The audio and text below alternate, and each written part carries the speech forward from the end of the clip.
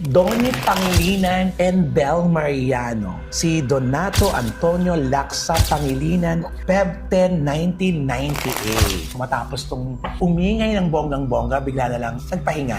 Okay naman to ngayon. Yung career niya, okay lang. Ang mangyayaring maganda sa karera niya ay po pwedeng bago magtapos taon hanggang next year. Pag sa pag-ibig naman, Oo, pag-ibig ni Donnie Pangilinan. tahimik lang din siya. Pero meron. Meron.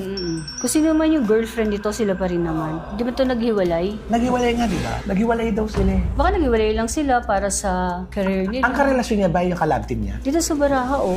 So, hindi sila naghiwalay. Kasi yun ang di ba? Huling pagsasama nila, mag-goodbye daw sila sa isa't isa. O baka naman sa career lang. Yun nga yun. Career nga lang. Kasi parang ang gusto din nito, tahimik lang relasyon. Focus lang siya ngayon sa career. Magiging maingay siya sa mga susunod na panahon hanggang sa isang taon. Pagkatapos nun, parang yun lang yun. Ganun yun. Pero at least napakaganda pa yun ng barahan ni Donnie Pangilinan. In fairness. Walang negative. Walang negative. Congratulations, Donnie.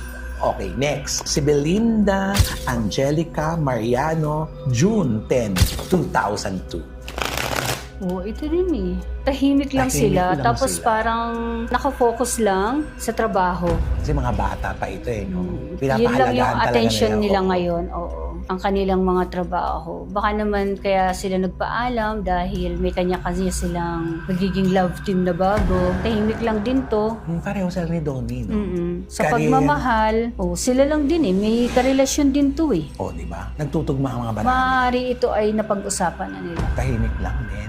Galing, no? Nagtutugma. Maaaring ito ay talagang napag-usapan.